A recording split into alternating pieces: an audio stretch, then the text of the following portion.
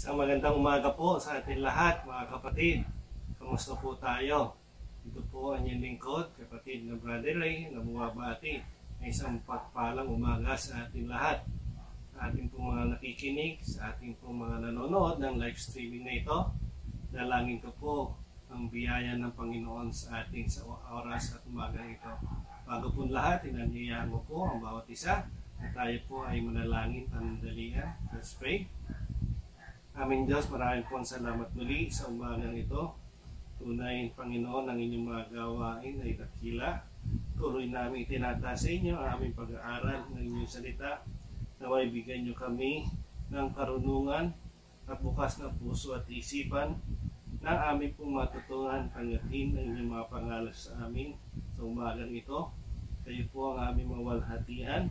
Kung meron man pong mga bagay na nag-hindrance po sa amin, upang kami po ay makapakinig, kami po ay matuto sa inyong mga salita.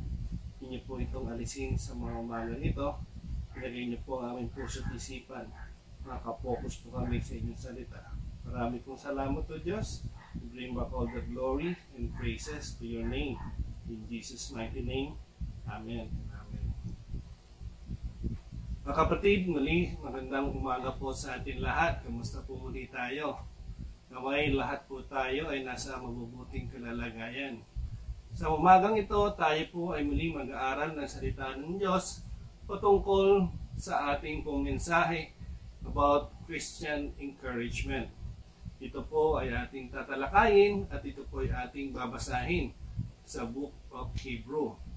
Mga kapatid, last week ko, tayo po ay nag-start na ng series, ating September series na ang title po ay Christian Fellowship that is Authentic.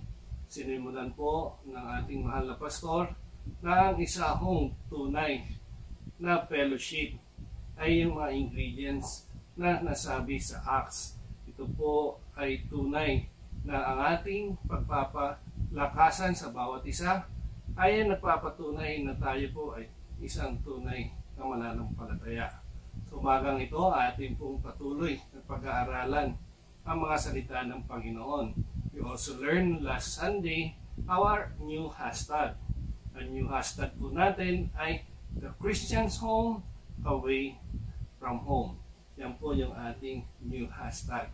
Mga kapatid, sa umaga nito, hayaan yung pag-aralan natin ang sulat ng writer ng Hebrew. Ano ba itong Hebrew na ito? Itong Hebrew books na ito, kung ating pong babasahin, ito po ay about encouragement sa ating mga Christian not to give up on our faith sa Panginoon. Kahit na anong persecution, fear, pressure, and trial. Ito po ay nagre-remind sa atin ng libro po na ito patungkol kung paano ho tayo mag-hold fast sa ating pananampalataya. And again, I want to start our message this morning. Ito pong magandang istorya. It's about an encouraging story.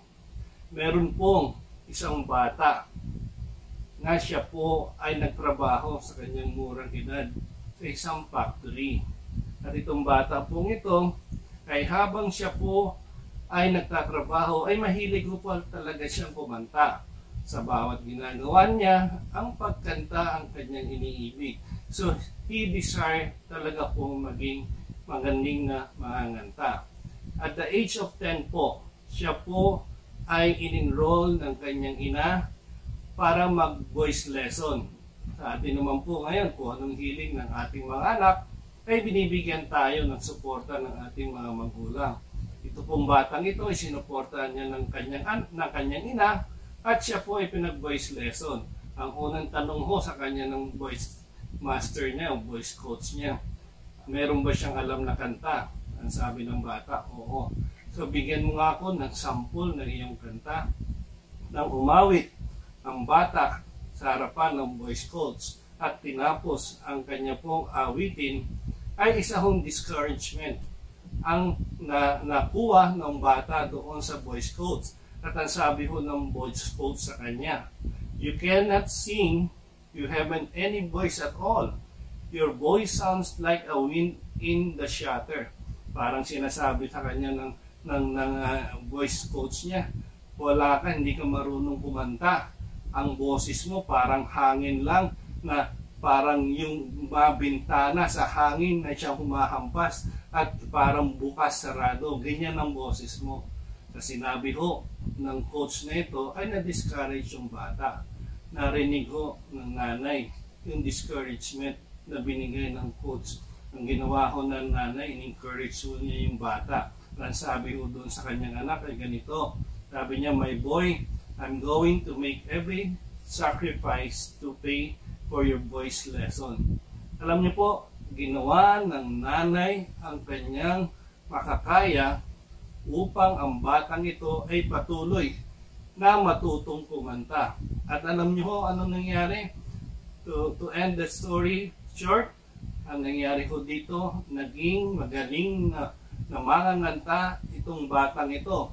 Siya ho ay naging famous na operatic singer. Ang pangalan po niya is Enrico Caruso. Enrico Caruso, ang tunay na pangalan ay si Enrico Caruso.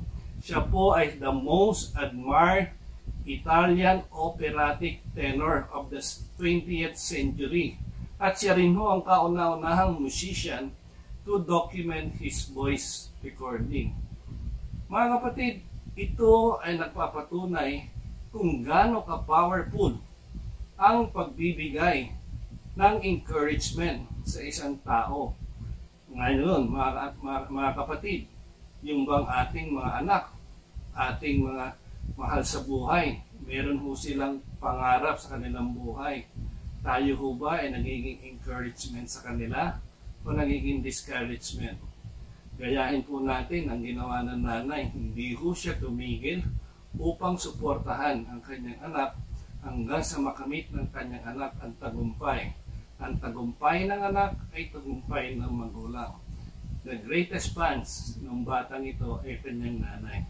Mga kapatid, sa mga panahon na ito, as we hear the news, as we listen to the news, every time na lang ho na tayo makakakita, makakakinig ng mga balita, ay para ho tayong frustrate, para ho tayo nadi-disappoint, para ho tayo nadi-discourage.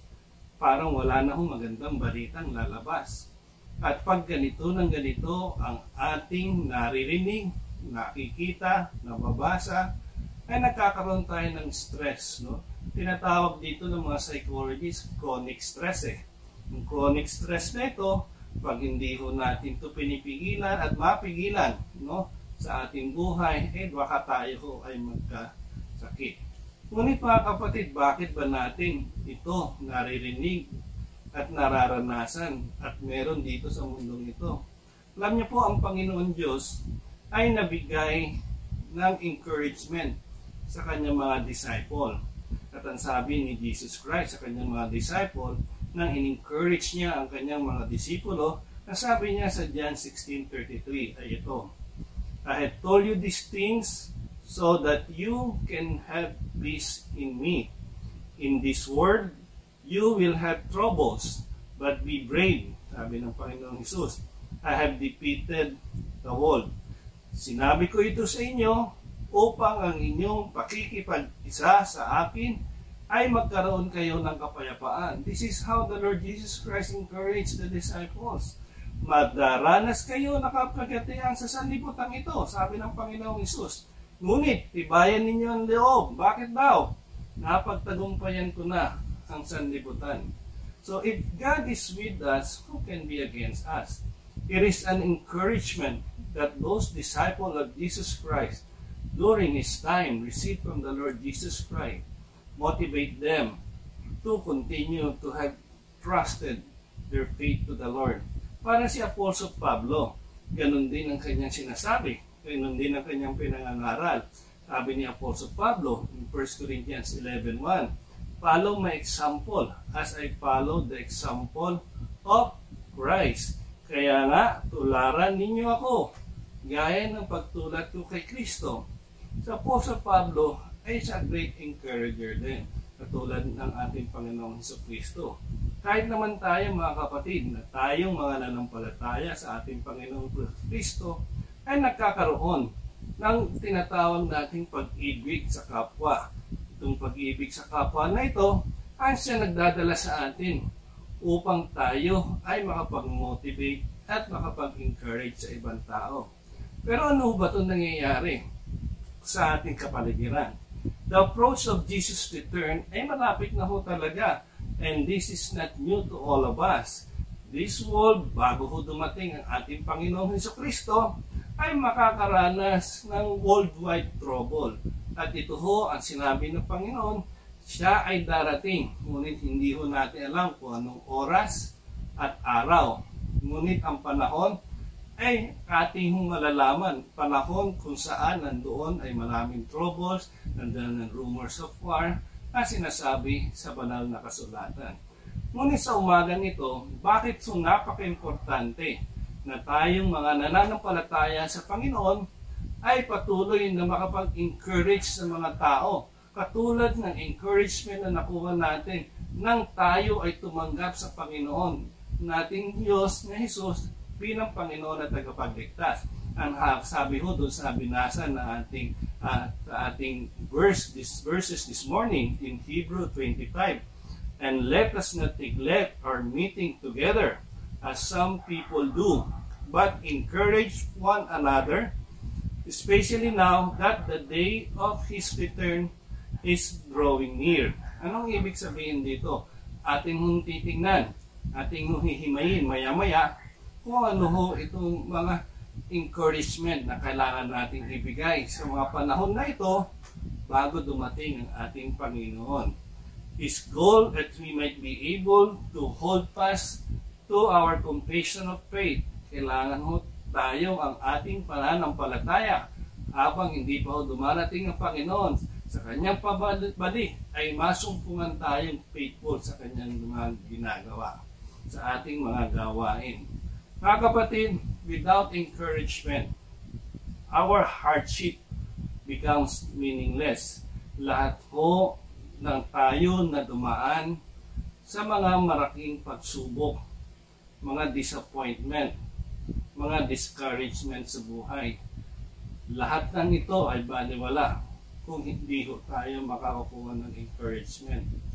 We cannot build up, we cannot come up victorious kung wala ho mag-encourage sa atin. Kaya nga ho, winarningan tayo dito ni Apostle Paul sa Ephesians chapter 6 verse 12.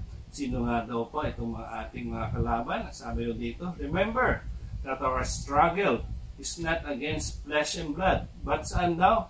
But against the power of darkness, against the spiritual forces of evil in heavenly realm. So, sinasabi dito, ito daw ang ating mga kalaban, ano? Ito mga spiritual darkness and spiritual forces. Ano ba antidote natin dito? Dahil kung tayo tunay na anak ng Diyos, meron tayong mga panangga. Ang panangga natin dyan ay we need to put the full armor of God. That is in Ephesians 6:10-11. Na dapat po daw natin na ilagay ang ating armor. Ang sabi ho sa Ephesians chapter 6 verse 10, ang sabi ho, finally, be strong. Ang sabi niya dito, in His mighty power, put on full armor of God so that you can take your stand against the devil scheme. For our struggle is not against flesh and blood, but against the ruler, against the authorities, against the power of this darkness, against the spiritual forces and evil in the heavenly realm. At ang patuloy na sinabi ni Apostle Pablo is we need to put the full armor of God for us to defend against this sort out of evil realm scheme. Mga kapatid, ito ho ay gawa ng kaaway. Ito po ang siyang ginagamit ng kaaway upang tayo ay maghina. Kung sa umagang ito, bago natin i-discuss about encouragement, we need to know what discouragement can lead us. Alam niyo po, pag tao ay disappointed, pag tao ay discouraged, Alam niyo po, ang feeling ng taong ito, he feel defeated. Unang-una, pag tayo po ay discouraged, yan po yung entry point ni Satan sa ating buhay. Alam ni Satan na ikaw ay disappointed, ikaw ay discouraged. Kaya kung ano-ano na lang ang ipapasok niya sa iyong isipan para patuloy ka na ma-discourage at patuloy mong makalimutan na kung saan ang pinangako ng Panginoong Hesukristo na tayo dapat ay magkaroon ng kapayapaan sa Kanya dahil na-overcome niya na ang buong mundo. Again, discouragement will make a person unworthy. Pag sinabi ho natin worthy, siya ho ay hindi na karapat-dapat, wala nang silbi. Yan ang feeling ng mga discouraged person. Hindi lang ho, they feel hopeless. Pag sinabi hong hopeless, wala silang kapag-asahan. And number 3, they steal the joy of their heart. Sa kanila pong puso, nawawala ho yung kasiyahan. Yung mga kasiyahan na inaalis sa kanilang puso. Kaya nga, ang sabi, di ba? Sa James chapter 1 verse 2 to 4, sa lahat ng ating circumstances, we need to consider pure joy because whenever we go and face various trials and circumstances in our life, itong mga bagay na ito ay napuproduce sa atin ng isang tinatawag natin perseverance. Na itong perseverance na ito will finish its work so that tayong lahat ay maging mature, na tayo po ay maging complete at lack nothing. Ibig sabihin tayo maging buo at walang pagkukulang. Kaya mga kapatid, itong mga discouragement, itong mga trouble, itong mga disappointment in life, parte ng buhay natin. At hindi lang naman discouragement na nakukuha natin sa ibang tao sa ating paligid. Ang isa sa mga discouragement ay dahil sa ating mga kasalanan at dahil din sa ating being self-focused person. Kaya minsan tayo po ay ayaw natin makipag-fellowship, ayaw natin makihalubilo sa ibang mga tao, ay baka tayo ay mapag-usapan, baka tayo makita ang ating kamalingan. Alam niyo mga kapatid, pag tayo po ay discouraged because of our sins, ang antidote po dyan, you need to draw near to God. Ask forgiveness, lalo na kung ikay anak ng Diyos, hayaan mo lumapit ka sa Panginoon. Ikay patatawarin, magsisi ka, at ikay patatawarin. Self-centeredness, ang antidote dyan, ang remedy dyan, huwag ka mag-focus sa sarili mo kapatid. Mag-focus ka sa ibang tao. Hayaan mong tumulong ka sa ibang tao, makita mo na ikaw ay makakaroon ng kapayapaan at kasiyahan sa buhay. Kasi hindi na parating ikaw para sa iyo eh. Ang focus mo hindi na sa iyo. Ang focus mo ngayon ay sa ibang tao. Remember, to be discouraged is to be disappointed. Kaya ang mga tao parating disappointed, pag may mga bagay na ayaw niya makita sa ibang mga tao ay nakikita niya. Minsan frustrated siya. O kaya mga bagay na gusto niyang ma-achieve, hindi niya na-achieve, napo-frustrate siya, nadi-disappoint siya. O kaya mga bagay na hindi niya inaasahan, nadi-discourage siya. Alam niyo mga kapatid, itong disappointment, itong discouragement, ay we can also claim it as God appointment. Our disappointment are also, we can say that is also a God appointment to us. Why? Because through our disappointment, God will make sure that we can conquer, that we can overcome this disappointment later on. Pag tayo po ay naatin ito na pagtagumpayan. And we cannot have testimony without the test. Tandaan po natin yan. Kaya mga kapatid, kaya minsan sa ating buhay, kung meron kang pinagdadaanan ngayon na discouragement, alam mo kapatid, hindi dahil sa hindi tayo mahal ng Diyos, hindi dahil hindi alam ng Diyos ang nangyayari sa ating buhay.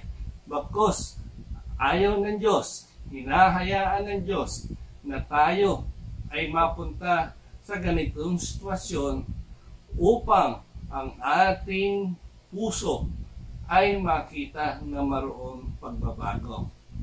The Lord wants to have us a change of heart. Ano ba ang nasa puso natin? Sa mga panahon ng ating pagsubok, sa mga panahon ng discouragement, sa mga panahon na you are disappointed, ano ba ang unang ginagawa mo? Tayo ba ay nagagalit? Tayo ba ay hindi na lumapit sa Panginoon sa ating mga prayer? Ano ba ang ating ginagawa? Again, the Lord is looking at our heart.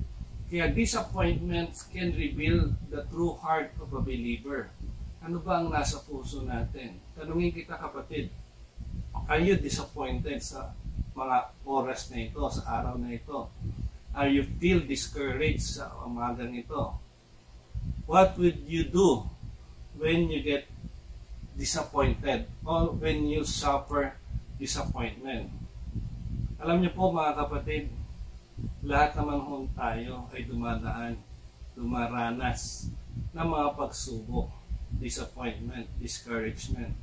Kaya ako, ang aking panalangin araw-araw sa Panginoon Diyos ay magpadala sa akin ng mga tao na magiging encouragement sa akin, na tutulong sa akin upang hindi lamang lumago ang aking pananampalataya, at ganoon din naman siya ay makapag-encourage sa akin, sa aking buhay, sa aking mga ginagawa, upang ako ay makapagbigay pa ng kaluguran sa ating mahal na Panginoon Diyos.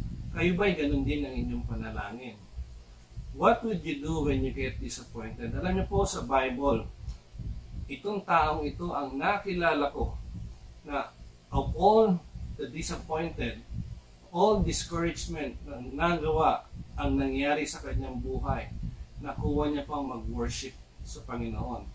At ang taong ito ay kilalang-kilala natin. Ang taong ito ay si Job. Alam naman natin si Job, isa sa pinaka-wealthiest na tao noong mga panahon na yon. At lahat po yun ay bigla na lang nawala. Dahil itong si Job ay mahal ng Panginoon Diyos. At he allows Satan to do things sa kanya na magtitest ng pananampalataya ni Job. At alam naman natin, ang pananampalataya ni Job ay tunay at wagas na hindi ko. At ang Panginoon Diyos ay highly favored sa kanya. Anong ginawa ni Job nung nawala sa kanya? Wala pa isang araw, nawala lahat ng kanyang mahal sa buhay. Nawala sa kanya yung mga kayamanan, yung mga kanyang yung mga alaga, yung mga alagang hayop, nawala lahat. So lahat ng kabuhayan niya nawala. Kaya anong ginawa niya? At in Job chapter 1 verse 20 to 22, nakita ho natin sa lahat na nangyari, meron pa ho nga siyang piksa, yung laki ng piso sa kanyang katawan. Lahat na ho ng paghihirap, pagsubok, lahat na ho ng discouragement nakuha niya sa kanyang asawa, sa mga tao, mga kaibigan, ay ito ho na-experience ni Job. Pero ito ho ang ginawa ni Job. At verse 20, at this Job got up and tore his robe and shaved his head. Then he fell to the ground in worship. Siya po ay nagpuri sa Panginoon. At ang sabi niya, naked I came from my mother's womb, naked I will depart. The Lord gave, the Lord has taken away. May the name of the Lord be praised. In all this, Job did not sin by charging God with wrongdoing. Alam natin kung paano ang tunay ng pananampalataya ni Job. At after nitong matinding pagsubok, discouragement, disappointment, frustration sa buhay po ni Job, ibinalik ko ng Panginoon lahat sa kanya. Doble ang lahat na nawala sa kanya. Ano? Kung bakit? Because He remained faithful sa ating Panginoon. Mga kapatid, it's a great lesson to learn that whatever circumstances na meron tayo nararanasan, pag ating natagumpayan yan, lahat na nawala sa atin, lahat ng ating mga ninanais, ibabalik ng Panginoon. Basta lahat ng ito ay makabigay ng papuri sa Kanya. Mga kapatid, strong people and can strongly encourage others as well. Pag ikaw ay mahina din ang magiging output mo at ito ay makaka-discourage ng mga tao. Alam nyo, mga kapatid, huwag ko tayong lalapit sa mga taong negative, no? Pag tayo ay lumapit sa mga taong negative, ay nako mga kapatid, nagiging negative ka. Lumapit ka sa mga taong positive. No? Ibig sabihin, kung mag-isip, positive, people na masayahin, people na perspective in life, ay parating in the perspective ng ginagawa ng Panginoon sa kanilang buhay, yung mga blessing at mga pagsubok sa kanila, alam nilang i-handle. Doon po tayo lumapit mga kapatid, kasi doon tayo makakuha ng encouragement. Pero doon sa mga taong mahina, yung puro reklamador, yung mga puro na lang negative in life, nako, pag yan ang ating nasamahan mga kapatid, baka humahawa tayo. So, ang gagawin nun natin, for those na may mga ganon, kailangan natin silang i-encourage. Kung mahina ka, look for a person that will encourage you. Kailangan nyo malakas na tao. Tao magpagbibigay ng tamang advice sa inyo at tamang tulong. Kaya nga mo, isa sa pinaka general na ugali ng mga discourager, alam nyo ba? Being complainer. Yung mga tipong mahilig magreklamo. Kaya nga ho, mahirap po makasama ang mga taong mahilig magreklamo. Yung bang tipong wala na lang nakita kundi yung mali. Yung mga tamang nagawa mo, mga mabuting nagawa mo, hindi ho nila nakikita. Because this person do not acknowledge whatever good things a person done, but only to look at the weaknesses of the person. Pag ganito, parating may nasisilip, ay naku mga kapatid, mahirap po makasama itong mga tao na to. Again, kaya po nababanggit ang mga bagay na ito. I want us to avoid of being a complainer. Kasi tayo mismo may iwasan naman natin yan eh. Kung ayaw ho natin maiwasan, alam nyo ba ang qualities ng mga complainer? Ganito, no?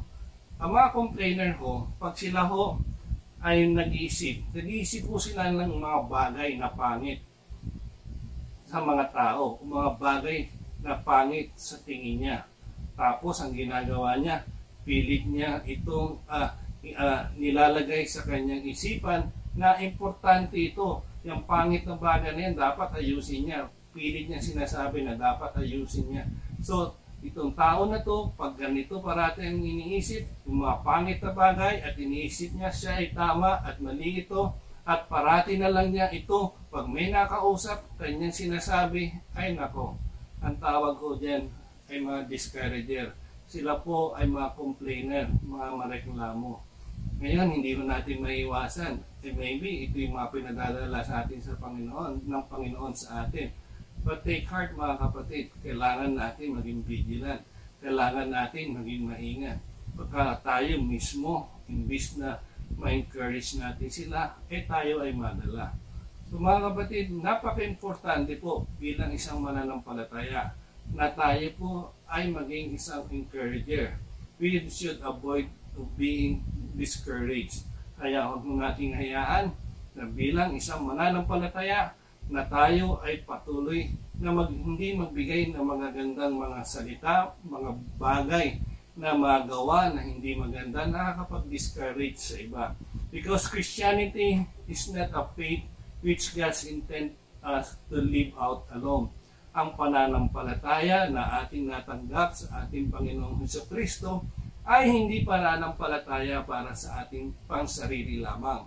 Tayo ho ay bilang anak ng Diyos, ang pananampalataya na ating natanggap, na ating po nakuha sa ating buhay, ay dapat po natin sinishare sa ibang tao.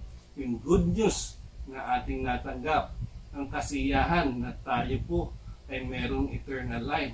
Yan ho ay mga bagay na dapat hindi pinansasarili lamang, kundi yan ho ay sinishare sa iba. Because encouraging others and being encouraged sa ibang mga tao, yan po ay isang sa central point ng life ng isang obedient believer. Kaya bilang anak ng Diyos, tayo ho ay binibigyan ng pagkakataon upang ang kasiyahan na bilang maging anak ng Diyos ay ma-share natin sa ibang mga tao at ma-motivate natin sila to live a life that is worthy of living at makapagbigay din sila ng papuri sa Panginoon at sila'y makasumpong ng kapatawaran sa kanilang kasalanan at sila'y magkaroon ng buhay na walang hanggan. Kaya wala hong anak ng Diyos na hindi ho nag-encourage sa bawat isa eh.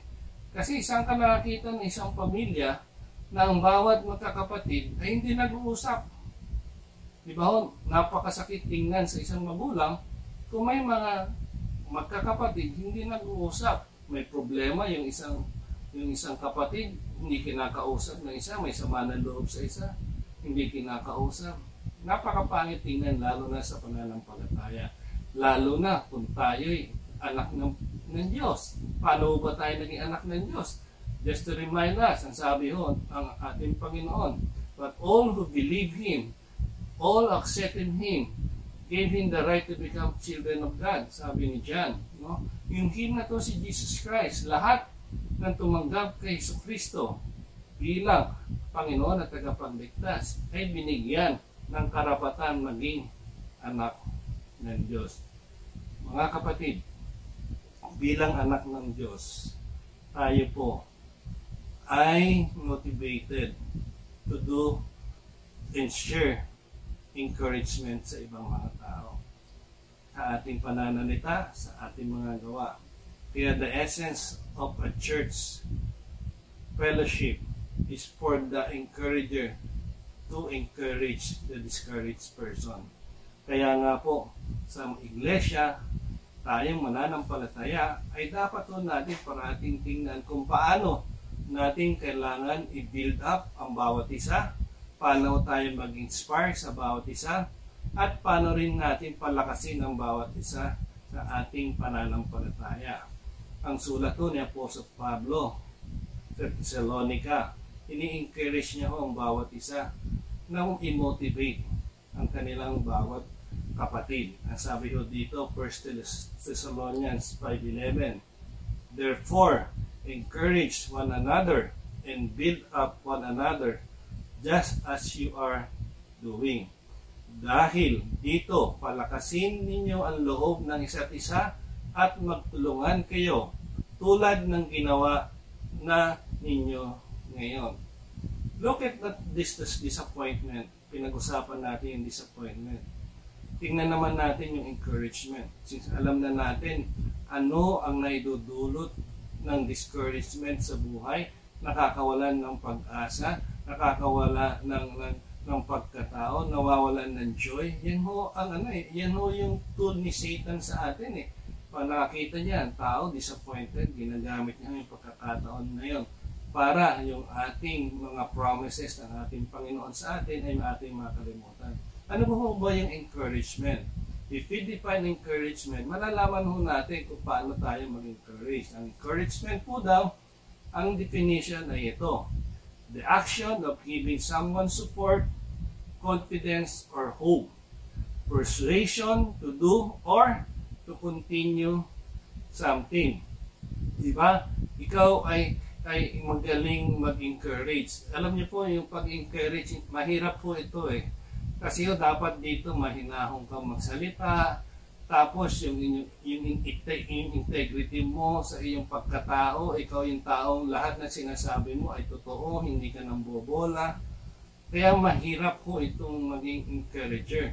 Kung hindi mo to give, nako, mahirap po ito na ito ay marami namang gifted ng being an encouragement. Ang aking wife po ay gifted of being an encourager, no? Siya ko ay magaling mag-encourage. Kaya mga kapatid, kung halimbawa ang inyong si John and Marcia at katulad ni Doña Delilah, Deli Atay-Atayan, na minomotivate niya si John at pag sinabing yung pagsasalita ng manner ay hindi maayos ang delivery, parang hindi siya maganda. Pero ang gusto niya lang naman ay magsumikap.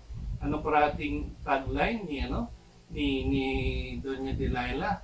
Kaya ikaw dyan, magsumikap ka upang umasenso ang iyong pamilya, mapakain mo, may mapapakain ka sa iyong mga anak. Tama naman din di ba?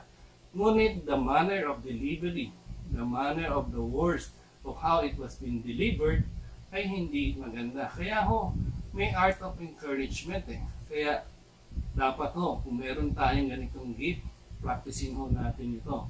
Kaya encouragement in Tagalog ay bigyan ng lakas at pag-asa ang bawat isa. Kapatid, meron ka bang gift of encouragement? Gamitin mo yan. Kasi marami kang encourage, marami kang buhay na mabibigyan ng pag-asa. Kaya nga, yung we need to practice, sinasabi natin, we need to practice encouraging word. Anong sabi sa proverb? Gracious words are honeycomb, sweet to the soul and healing to the bones. Tagalog, kaaya-ayang salita ay parang pulot-pukyutan, matamis sa panlasa, pampalusog ng katawan. Ayos parang vitamins lang. Kaya nga, if we want to encourage, we need to practice the way we deliver yung ating pong word of encouragement. Kaya nga yung encouragement, sabi ni George Adam, is an oxygen to the soul. Para kang, di ba, oxygen, it gives you a breathing na ikaw ay makahinga ng maayos, ng fresh at maluwag, di ba? Kaya an encouragement is an oxygen to the soul. Tama naman yan. Mga kapatid, na-encourage mo na ba yung mga kaibigan mo, yung pamilya mo, yung mga kapatid mo, yung parents mo, na-encourage mo na? Pwede ba? Ngayon, text mo sila, sabihin mo, encourage mo sila. Kaming mga leaders nyo sa church, alam nyo, kailangan namin ng encouragement. Alam nyo, itong sa broadcasting natin, mga preparation ng ating media, i-appreciate natin sila. Give them encouragement. Mahirap po yung kanilang ginagawa. And we appreciate yung ginagawa ng ating media team. Appreciate our pastoral team for all the programs that they are been doing for the church. Kaya mga kapatid, encouragement is something that we need now for us to get going. Para yung isang alam niyo yung goose, yung mga gansa, I know you know this type of illustration. Itong mga geese po na ito, when they fly, when they migrate, sila po ay lumilipad, at sila po pag lumipad ay grupo-grupo po sila. At yan ay sila ay naka-V formation. Ito pong mga ito ay merong V at meron isang nasa harapan. Ang ginagawa ng mga nasa likod ay binibigyan ng encouragement to continue to keep on going. They have, tawag dito, the geese flying formation. They honk to encourage those up to keep up from their speed. Alam niyo napatunayan na sa ganitong formation, itong paglilipad nila, 71% nakakasave sila ng energy sa ganitong formation rather than yung lilipad sila na kanya-kanya. Kaya there is strength in togetherness. There are strength when we motivate one another. We are in together. Kung tayo po ay sama-sama. Pag nating hayaan na tayo po ay maging isolated. Hindi dinesign ng ating Panginoon na tayo maging long ranger Christian. We are designed for a relationship to a fellowship. This morning, pag-usapan natin ang mga biblical principle doon po sa ating binasa kanina na mga talata about Hebrews chapter 10. Ang tatalakayin natin are the importance of Christian fellowship and encouragement.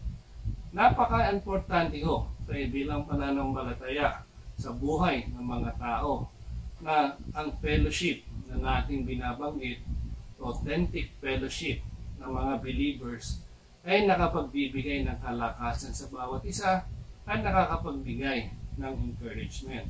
Ito po yung unang command na gusto ko pong i-share sa inyo na ating makukuha sa Hebrews chapter 3 verse 12 to 13. Hindi ko kasama sa binasa, but I just like to take it because parehas ang ating theme about encouragement. Number 1, importance of Christian fellowship and encouragement.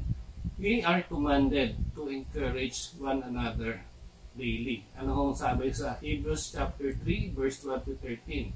See to it, brothers and sisters, that none of you has a sinful, unbelieving heart that turn away from the living God, but encourage one another daily, as long as it is called today, so that none of you may be hardened by sins of deceitfulness.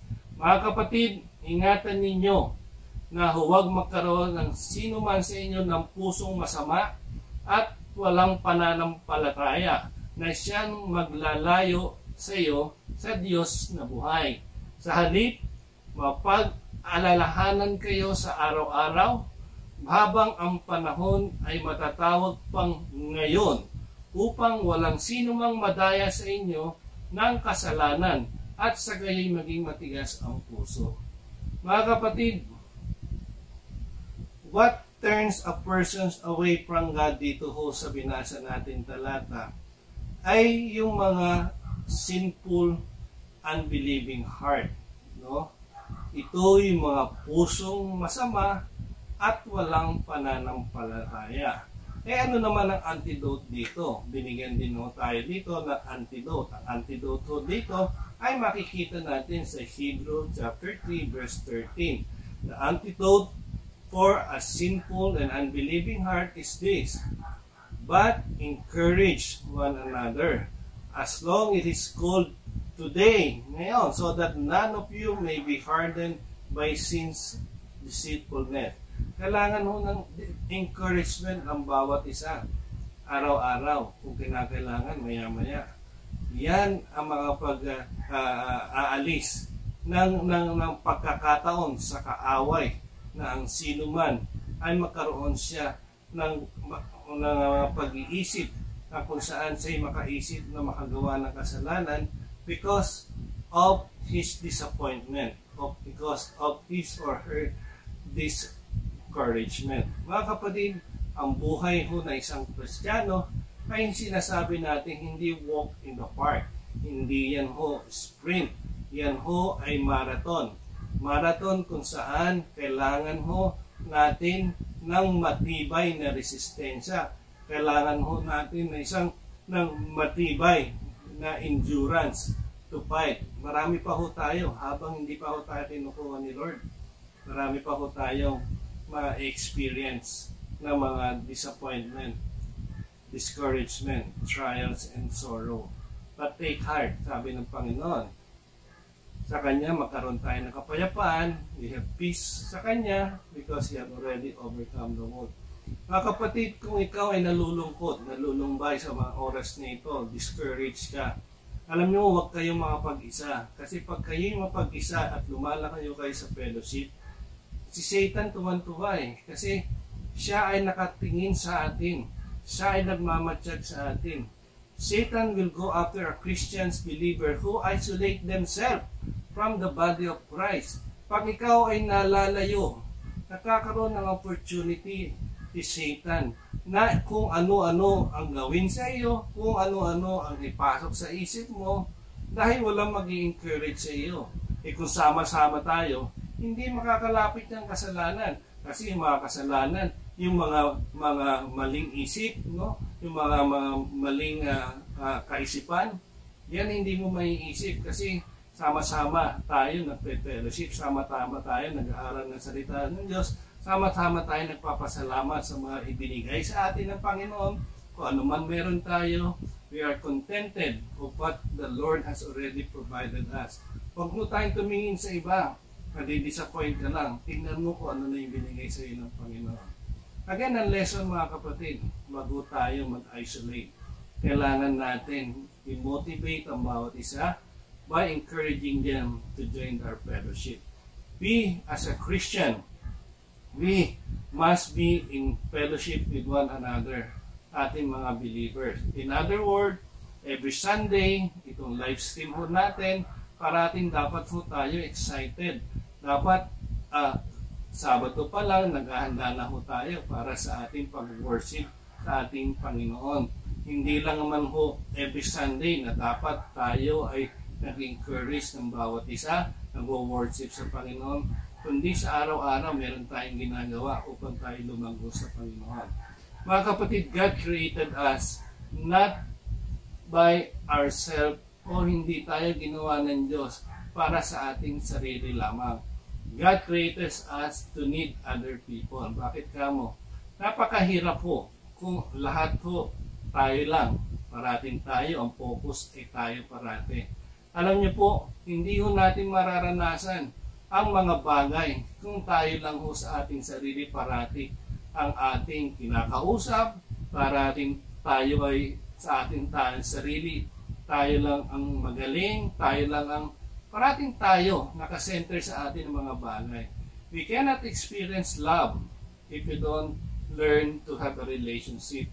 We cannot experience forgiveness kung wala tayong relationship. We cannot learn loyalty, unselfishness, our faithfulness to our person na mayroon tayong relasyon, our kindness, kung hindi ho tayo nakakapag-experience ng relationship. We must learn from others. Kaya napaka-importante na tayo po ay magkaroon ng fellowship. This will help us to be encouraged. Pag tayo po ay na-encourage, tayo nakapagbigay ng encouragement, sila po ay napibigay din sa atin ng encouragement kasi yan ho ay bumabalik sa atin. Ang tanong, ito bang relationship na atin dapat matutunan in terms of love, forgiveness? Saan mo ba dapat ito kunin? Diyan ba sa mga kapitbahay mo? Dito ba sa mga kaibigan mo unbelievers? Sa mga telenovela? Huwag na ho kayong lalayo. Ang tanong, where is the best place for all of this you can learn? You can learn this inside the church. You can learn this inside the body of Christ. This is the body of Christ, is the church. It is the bride of Christ. Kasi ho, sabi dito ni Apostle Pablo, He makes the whole body fit together perfectly, as each part does its own special work. It helps the other parts grow. So mga kapatid, yung mga nabanggit ko about love, about forgiveness, about kindness, faithfulness, lahat po yan mararanasan ninyo sa loob ng iglesia. Minsan ho, lahat talaga, hindi ho exempted ang mga simbahan upang ang mga bagay na to. Minsan ho, nakakasakitan tayo, we need to ask forgiveness. Minsan ho, we need to encourage kasi minsan nakapag-discourage tayo. Minsan kailangan magbigay natin ng love because somehow nagkaroon tayo ng hindi magandang relasyon. So those things we can learn within our fellowship, within our family. Kaya ho mga kapatid, very important na yung lesson na yon, yung mga relationship na yan, we can learn inside the body of Christ sa ating simbahan. Kaya minsan, di ba, makikita natin, pag ikaw ay kasama sa isang simbahan, sa isang Christian fellowship, no? Nakikita mo pag ikaw may problema, may pangangailangan ka, kapatid, nandoon ang simbahan para tumulong sa iyo. Kaya nandoon mo madarama ang pag-ibig, ang kalinga, na minsan hindi mo makukuha sa labas, bagkus makukuha mo sa loob ng mga body of believers of Christ. It's all about relationship, mga kapatid. It's all about relationship. Our vertical relationship to God, our horizontal relationship to other people. Diba? It's like Jesus Christ saying, nung tinanong ng Pharisee, ano yung greatest commandments? Diba? Ang sabi ni Jesus Christ ito. And Jesus answered, love the Lord your God with all your heart, all your soul, all your mind. This is the first and most important command. And the second command is like the first. Love your neighbor the same as you love yourself. All the law and the writings of the prophets take their meaning from these two commands. Mga kapatid, ito yung mga bagay na tayo'y pinapalahanan. Napaka-importante na ang pag-ibig sa bawat isa. Sapagkat ang Diyos ay pag-ibig, kaya dapat hindi pwede na sinasabi natin iniibig natin ang Diyos, ngunit hindi natin iniibig ang ating kapwa.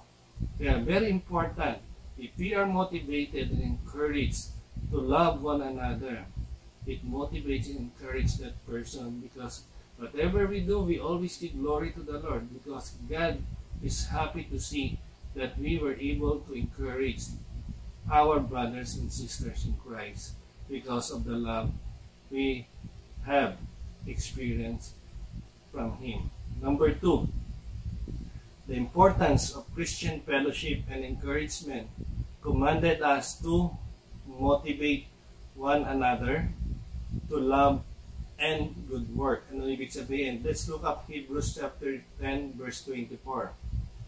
And let us consider how we may spur one another on towards love and good deeds.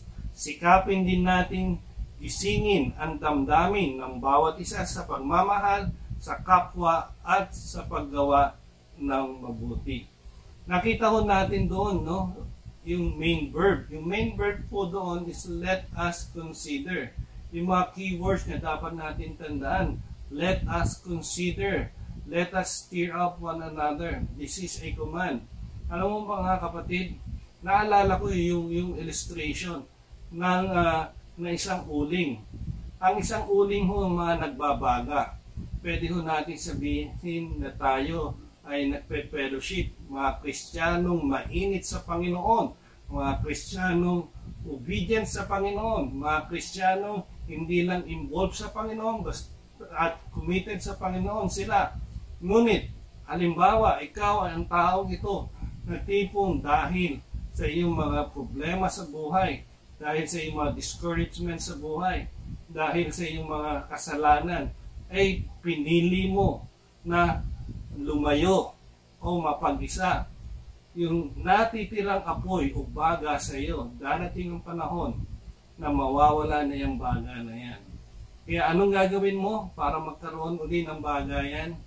Kailangan mo mag-fellowship at lumapit sa mga kapatirang mainit sa Panginoon upang ang lamig na meron ka, yung mga wala ka ng init sa iyong pananampalataya, ay lalo kang mag-iinit sapagkat nandoon ka sa fellowship ng mga believers, ng mga kapatid natin sa pananampalataya. I hope mga kapatid ay nakukuha ho natin ang illustration na ito. It is hard to encourage ourselves, unlike if we are constant fellowship with each other in love and in good deeds. Mahirap po mag-encourage ng sarili mo lang. At sasabihin mo, hindi ko kailangan ng aking mga kapatiran. Kaya ko sa aking sarili na lumago sa aking pananampalataya na ako'y mag-isa lang. Dito na lang ako sa bahay, mag-watch na lang ako. Mga preaching dyan, hindi na ako atin talaga ng mga worship service. Mga kapatid, hindi yan ang design ng Panginoon sa atin. Hindi ko tayo mag-aalap, kagaya ng pag-aalap ng ibang natin mga kapatid, kung tayo po ay hihiwalay. We need you. You need your brothers and sisters para ikaw ay muling mag-init, para yung inyong mga discouragement ay patuloy na magkapalitan ng encouragement. Alam niyo mga kapatid, even si Abraham Lincoln, ang sarili niya ay pilit niyang minomotivate. Si Abraham Lincoln po ay mahilig magkaroon ng mga newspaper clipping kung saan pag kanyang binabasa po ito, siya po ay na-inspired, siya po ay na-encourage. At isa sa mga clippings niya ay yung meron siya na headline na he was a great leader. Meron ho siyang clippings na yun. Kaya every time na he was being discouraged, na siya ay nadi-discouraged, ay tinitingnan niya lang yung mga clippings na yun na sinasabi niya sa sarili niya, you are a great leader, you are a great leader. Pero may hangganan din yun eh. Na okay, no, motivate mo yung sarili mo. Pero maganda pa rin mga kapatid na meron tayong ka-fellowship. Meron tayong mga close group kung saan na makakapag-encourage sa atin personally at makakapagsabi sa atin na you're doing a good job, you continue doing a good job, tama ang ginawa mo. That's something that motivates us. Mga kapatid, let's motivate one another. Text natin sila, shout out tayo. We appreciate ng ating mga mahal sa buhay. Ngayon, text nyo habang nagla-live stream kayo. Motivate them, encourage them na salamat, pasalamat tayo. Again, balik tayo, no? Yung the word na let's consider, kung titingnan natin very carefully, ang meaning po nito is what? To give careful consideration to some matter. Kaya dito, nang sinabi ng Hebrew writer, let us consider, ang malalim na ibig sabihin ay bigyan natin ng careful consideration. Think about it carefully or consider it closely. Isa alang-alang, bigyan ng konsiderasyon. Ganun mo tingnan ang command na ito na ibinigay sa atin. So let us consider. Another one is yung spur up one another. Alam niyo po sa ibang translation, if you look at yung spur one another, ang ibang translation like yung sa NASB, yung word spur one another, ang tawag sa kanila is stimulate one another. Sa ESV, stir up one another, or sa NLT, motivate one another. Sa King James, provoke one another. In Tagalog, itong spur is really in a negative word, no? Yung pag-udyok, di ba? Yung pang tipong pag merong mga bata ka, gusto mong pagawain, inuudyokan mo yung sige nga, hawakan mo yung tenga, kung matapang ka, sige nga, hawakan mo yung ilong, kasi sabi niya, ganito ka daw. Di nag-uudyok ka, yung tipong sa iba, nang bubuyo, no? Pero dito, hindi ho ginamit as negative word ito. Ginamit ho ito upang bigyan ng emphasize kung gaano ka-importante. Kailangan nating i-stimulate, i-motivate, of having everyone to encourage one another. Kaya nga po, this is a reminder, a challenge to all of us, na dapat po tayo maging connected sa bawat isa. We need to raise our awareness at the same time with urgency. Malapit na hong dumating ang Panginoon. Maganda hong masumpungan ng ating Panginoon na tayo ay tapat na naglilingkod sa Kanya sa Kanyang mga gawain. Maganda ay dumating ang Panginoon na tayo ay nakikinig ng mensaheng ito. Maganda dumating ang Panginoon na tayo nagba-Bible study. Maganda dumating ang Panginoon na ginagawa natin yung mga ibinigay sa atin ng mga gawain. Mga kapatid, hindi natin alam kung kailan darating ang Panginoon. Kaya tayo ngayon gawin natin, magpalakasan tayo. Magbigay tayo ng encouragement sa bawat isa. Kasi sabi rin ni John Wesley, sabi niya ho dito, there is nothing more un-Christian than solitary Christian. Pag ikaw daw ay nag-isa parati, ay hindi ka Kristiyano. Yan ang pagiging pag-isa ay gawain na hindi pagka-Kristiyano. Kaya mga kapatid, kung titingnan nyo ang ating Facebook page ng Christ Gospel Ministries Incorporated, nandyan ho yung mga programa, nandyan ho yung various fellowship program na ginawa ng ating pastoral team for us to be encouraged. Mga bagay na kung saan tayo ay merong fellowship sa bawat isa. Merong Bible study, merong mga Sunday school, merong Kingsmen, maraming learnings about Bible, yung pag-interpret, yung study about the Bible. Lahat po ito, mga gawain kung saan pwede ho natin itong gawin, no? Sawahan, salihan, upang tayo po ay ma-encourage. Kung wala ko pa ako yung small group, contact our pastoral team para kayo ma-assure. Alam niyo bakit kailangan natin ito mga kapatid? Ang warning ho sa atin pag nag-iisa tayo, ito. Sabi sa Ecclesiastes 4:9-12. 2 people are better than one. When two people work together, they get more work done. Okay? If one person falls, the other person can reach out to help. But those who are alone, when they fall, have no one to help them. Kaya nga, if two people sleep together, they will be warm. But a person sleeping alone will not be warm. Malamig. Diba? Para sinasabi dito, pag natutulog ka, magandang may kayakap, may kasama ka. Kasi pag mag-isa ka, giginawin ka. Diba? And ganito din to, sa kaaway, sabi niya, an enemy might be able to defeat one person, but two people can stand back to defend each other. And three people, and even can stronger. Pag tatlo, mas magaling. Sabi dito, they are like a rope that has three parts wrapped together.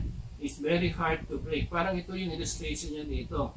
They are like a rope. Pag yung tatlo, kaya isama-sama, they are like a rope that has three parts wrapped together. It is very hard to break. Mga kapatid, ganun din tayo sa ating fellowship. The more we are in together, ang kaaway ho, we cannot penetrate. Kung meron siyang gustong atakihin sa atin, hindi siya makakalapit dahil marami tayong nagbabantay. We are surrounded with a prayer warrior. We are surrounded by believers. No? Kaya hindi ko tayong basta-basta papasukin ng kaaway natin.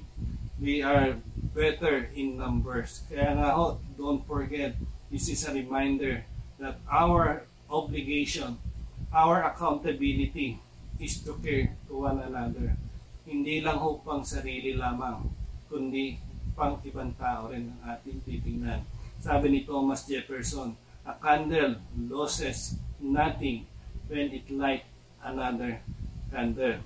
Ibig sabihin no, walang mawawala sa atin kung tayo naman ay makapagbigay ng encouragement, na makapagbigay tayo ng suporta of good and deeds and love, mga words that encourage them, mga bagay na nagbibigay sigla doon sa mga ibang tao.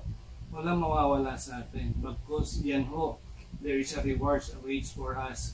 Those who are obedient, those who do good to others, di ba? Sabi ng Panginoon sa atin, everything will be rewarded in time.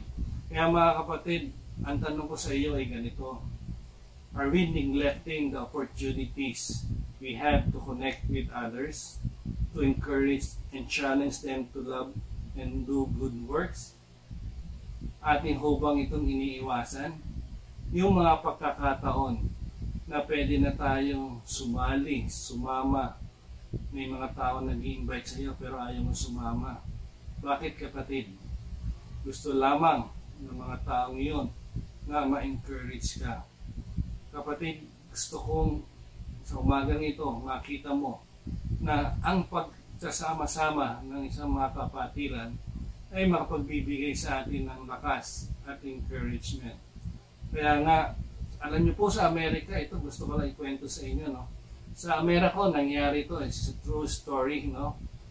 Ito ho, meron hong sa sobrang mga tao depressed, there is pain of their loneliness, meron ho isang tao nakaisip ng isang ads. Ang sabi niya doon, nagpa-advertise siya sa Kansas newspaper. Ang sabi niya, I will listen to you talk for 30 minutes without comment for $5.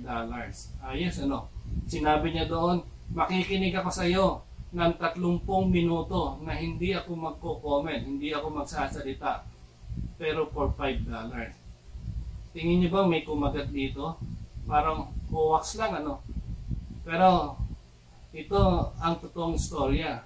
Alam niyo ba, in a daily, there are 10 to 20 people who call this person, who called because of this advertisement. Anong sinisignify nito? Ibig sabihin, marami hong mga tao na gusto ng kausap. Marami mga taong gustong makaroon ng hingahan ng sama ng loob. Mga taong gusto nilang sabihin ng kanilang mga nararamdaman. Pero Ito kaya sa panahon nitong pandemic, no? Maraming nawalan ng trabaho, maraming nagkakasakit, maraming mga business na nagsara. Tingin niyo ba ito ay kaagad? Hindi natin alam. Pero, ang command sa atin, let us consider to be more active and intentional. Saan?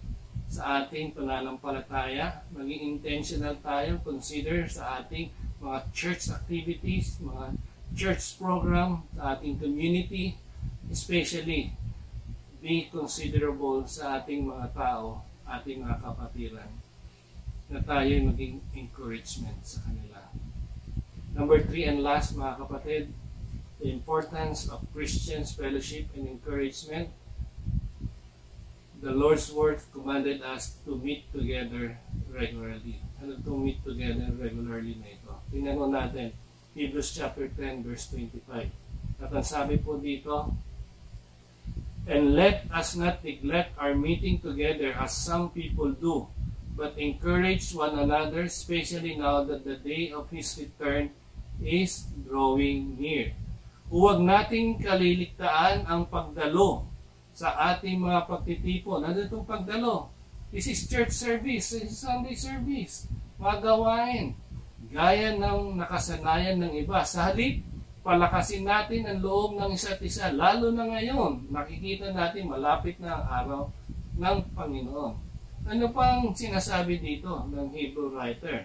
Alam nyo, itong verse na ito ay binibigyan, no? Tayo, believers in Christ, encourage us not to abandon of meeting together every Sunday, yung ating worship service na ating regular na ginagawa. Itong Sunday service natin, itong Sunday live stream natin, huwag mo natin kaliligtaan.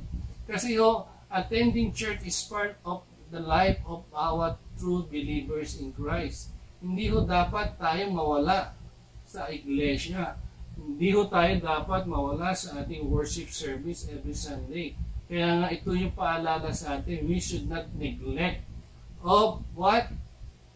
Getting together in a regular basis. We need to avoid developing a habit na kung saan ay every Sunday, alam mo naman Sunday, unahin mo pa yung mga bagay na about yung mga leisure mo, yung hobbies mo, anything that is not church related every Sunday. Huwag ho nating hayaan na itong habit po na ito ay patuloy natin na maging habit. Parati nating i-priority na every Sunday po ay ating unahin ang gawain ng ating Panginoon. And why we should encourage everyone to meet regularly? Bakit po ba natin kailangan na encourage ang bawat isa o motivate yung bawat isa na regularly na tayo mag-meet? Number 1, bakit po? Ako mabilis lang po ito. Kailangan ho nating mag-meet regularly every Sunday, no? To worship the Lord because it is our way of showing our love to our God. Diba? Going to church, attending online streams every Sunday worship is a tangible expression of our love for God. Showing our faith and our trust in God publicly. Kaya nga, di ba? If we were gathered together publicly and show our faith and trust in God, yan ho ang required sa atin. Because ang sabi ng Panginoon Jesus, no? Whoever acknowledge me before others, I will also acknowledge before my Father in heaven. But whoever disown me before others, I will what? I will disown before my Father in heaven. Sabi dito, ang sino man kumilala sa akin sa harapan ng mga tao, ay kikilalanin ko rin naman sa harapan ng aking amang nasa langit. Ngunit ang sino man ikaila ako sa harap ng mga tao, ay ikaila ko rin sa harap ng aking amang nasa langit.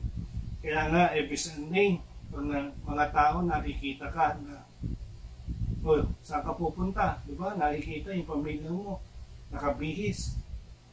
Yung pala pupunta sa church, maganda yon kasi publicly pinapakita mo na inuunan natin ang Panginoon. Because pag hindi natin kinahiya ng Panginoon,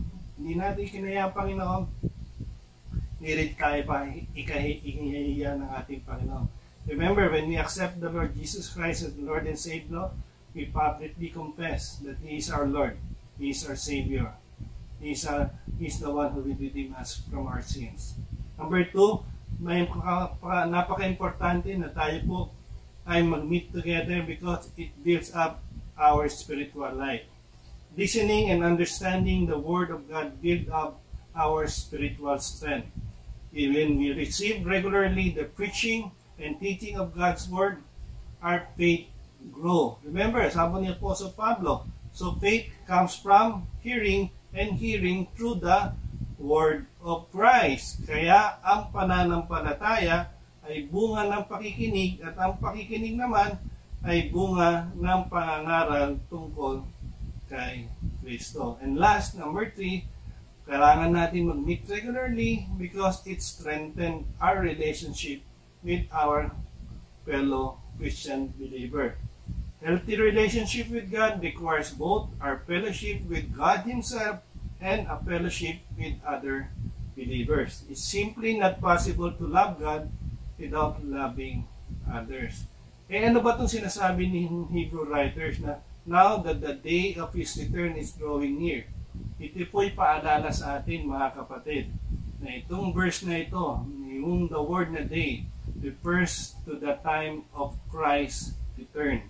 Kaya napaka-importante mga kapatid, our time for Christian fellowship and service dito po sa mundong ito ay merong expiration. Hindi ho habang buhay nandirito tayo. Kaya itong sinasabi ng Hebrew writer, if you have time, meet regularly, encourage one another, grow in love, grow in faith. Ganyan na encouragement sa atin. Bakit daw? Kasi malapit na dumating ang Panginoon. Ngayon, it's either tayo ay unang mawala dito o darating ang Panginoon. It's either we will expire first or this world will expire. Anong ibig sabihin nun? At least mas maganda ho na tayo ho ay nakapag-gumawa ng mga gawain ipinuman sa atin ng ating Panginoon na ginatanumpanan natin ang mga gawaing inaatang sa atin. Either mauna tayo o dumating ang Panginoon. Mga kapatid, sa umagang ito, atin pong natutunan ang tatlong mga bagay, mga command sa atin ng atin na dapat natin gawin upang tayo po ay makapag-encourage. The importance of Christian fellowship and encouragement ay ito. Number 1, we are commanded to encourage one another. Kailan? Regularly. This is daily, mga kapatid. Number 2, we are commanded to motivate one another to love and to good work. And number 3, we are commanded to meet together regularly. And on all of these things, mga kapatid, gusto kong sabihin sa inyo, sa lahat ng ating ginagawa, sabi ng Apostle Pablo, whatever you do it all for the glory of God. Lahat po ng ating ginagawa para sa Panginoon ay nakapagbibigay tayo ng kaluguran sa kanyang dakilang pangalan. The encouragement gave us a will to carry on in our life. Napaka-importanting ingredients sa ating mga kapatid na tayo po'y makatanggap ng encouragement. It's like this picture as I close. We are already encouraged by knowing that somebody is in our side to motivate us. Because together we are stronger. Together we are better. To God be the glory. Let's pray. Panginoon, marami pong muling salamat sa umagang ito. Salamat sa mga word of encouragement nagmula sa inyong mga salita. Patuloy kaming lumalapit po sa inyo. Kung may kami naman po ngayong mga panahon na ito, sa umagang ito, sa oras na ito, ay may mga disappointment po kami sa aming buhay, may mga discouragement po kami sa aming mga buhay. Panginoon Diyos, amin pong itinataas ito sa inyo. Nawa ang inyong salita nag-uutos po sa amin na we need to belong to a fellowship. We need to motivate one another. We need to encourage one another. We need to meet regularly to one another so that we as one body be able to encourage one another. For those who are being discouraged, let those who are strong encourage the discouraged. Salamat sa inyong mensahe, Panginoon. Kami nagtitiwala, Panginoon, na ang aming mga pinagdaraanan sa mga panahon na ito ay meron kayong itinuturo sa amin. Nawa patuloy, Panginoon, sa mga panahon na ito, kami ay maglumapit sa inyo, magtiwala kami po sa inyo, na kami po ay amin po itong malalagpasan. Kami nagtitiwala, kami po muli sa inyo ay lumalapit at papasalamat. Ingatan niyo po ang bawat isa sa amin. Salamat po sa inyong mensahe sa umagang ito. Sa pangalan ni Jesus. Amen and Amen. Muli, maraming salamat po mga kapatid. Good morning po sa atin lahat. God bless us all.